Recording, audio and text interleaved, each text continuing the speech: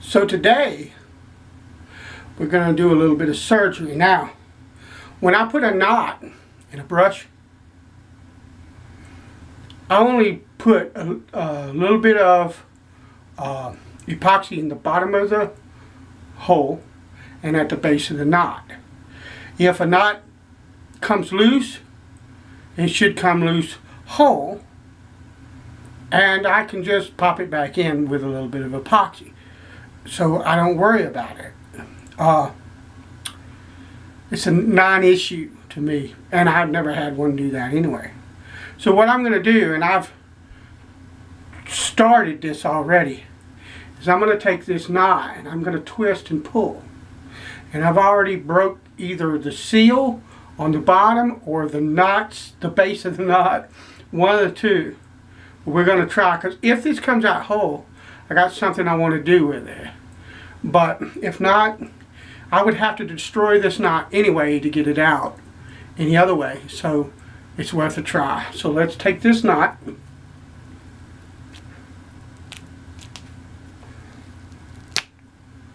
Ta-da!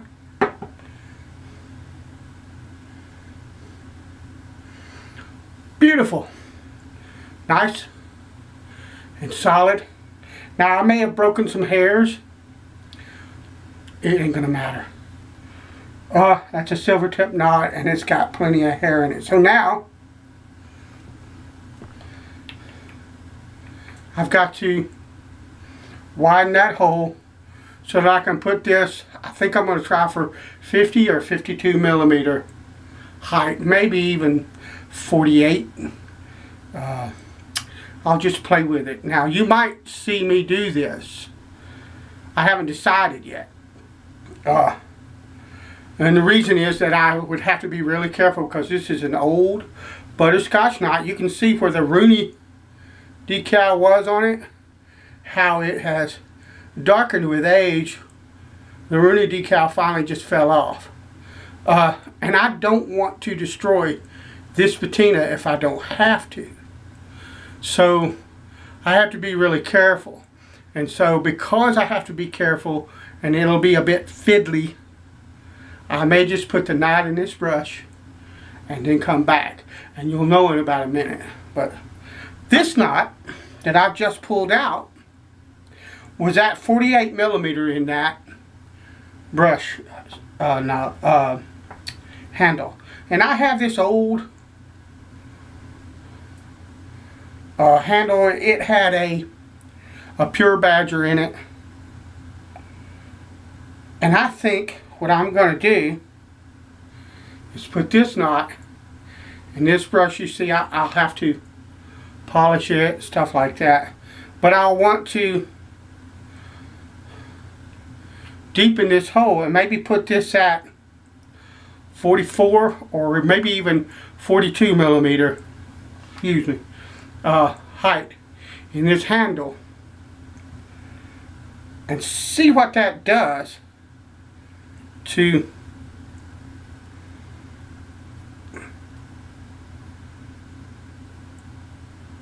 the knot. And who knows, I might end up with two really nice brushes. So stand by and we'll find out what I do here in just a few seconds. So I had to stop and think for a minute how to do this. And what I did was I got a 1 1/4 inch dowel and took a spoke shave and shaved it down until it fit into the center of the handle. And then I marked the center from there, and that gave the tip of the Forstner bit, the 1 inch Forstner bit that I'm using, something to grab onto so that I could drill a straight 1 inch hole in the center, or as close to the center as I can get by hand, with a 1 inch Forstner bit. Then it's just a matter of drilling this hole to the depth that I want it. I have a set of calipers, you'll see here in a minute, set for 18 millimeters. And I'll check the depth of this hole as I go until it gets where I want it to. That will give me a loft of between 48 and 50 millimeter when you include the thickness of the epoxy that I'll use or whatnot.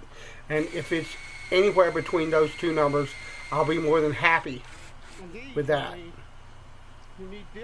Now, as we move along, you may hear other voices in the background underneath this overdub. My grandsons were here, and they were out with me while I was doing some of this work. And so one of them wants to get into building electric guitars, so I was talking a bit about that with him, and the younger one is just curious about everything, so I was talking with him as well. So just pardon me, but they were here, and I wanted to enjoy some time with them while I do this. They like coming out and watching me work with straight razors, work with brushes, or whatever it is that I do with my hands, and so I was glad to have them today. Now you saw the caliper, and I was checking with the depth gauge on the caliper to get to the right depth. That mic is a piece of junk. I have a microphone that I use when I do my acoustic, my shaving videos. That's a lot nicer. It picks up a lot better, but that don't have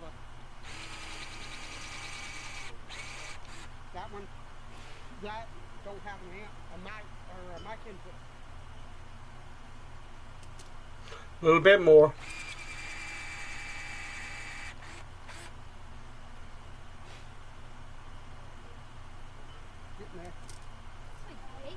Now it's just a little bit at a time until I get where it is I want to be. It's made out of resin, like fiberglass.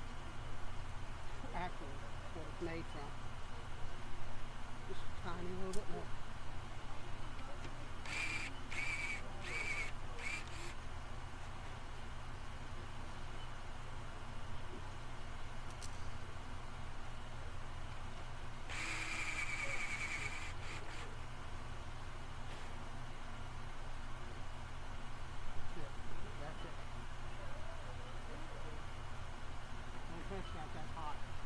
And we're done.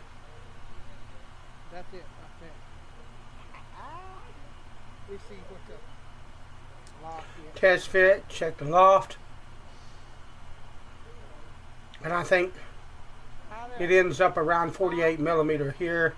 Not sure what it'll be once I glue it. Once the glue dries, I'll know, but it's going to be around that 48, 49. So it should act similar to a Simpson. They like lofts about like that.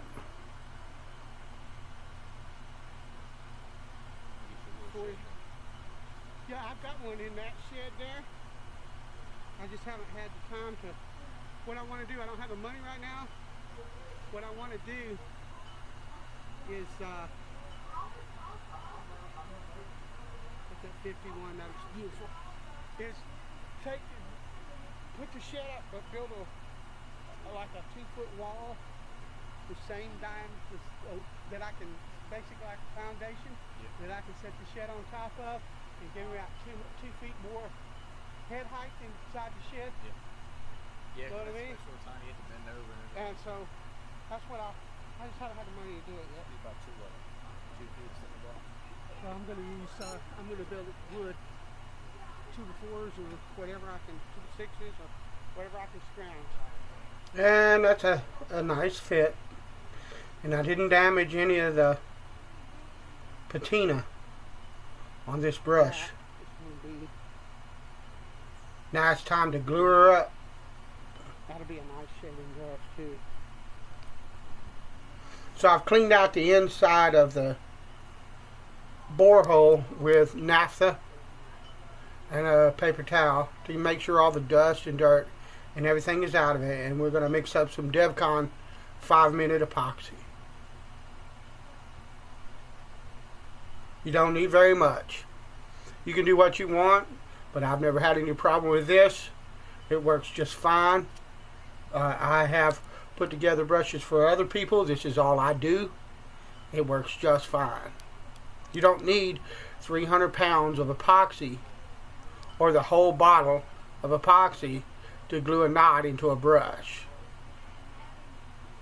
You do what you want to. This is how I do it. And make sure you mix it. I mix it up for about a minute so that I know it's good and mixed. And I just count slowly to 60. And I would guess that's right around a minute. A couple seconds more or a couple seconds less. I'm not building a rocket. It doesn't have to be perfect. It just has to be mixed well together. And I've got a little stick, piece of koa actually that I had left over from building some scales, and I put a little bit of epoxy on the bottom of the knot. And then I'm going to cover the bottom of the hole with some epoxy until it's completely covered.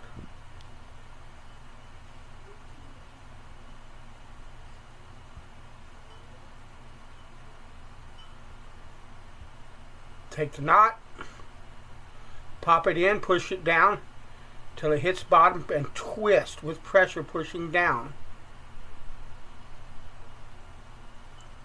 And that's it. And I'll let that sit for 24 hours or till the next time I shave. I'll shave tonight, but that won't be on video. I have to shave for church in the morning, but thanks for watching. The next time you see this brush, you'll see me shaving with it. God bless you, and thank you for watching. I'll talk to you later.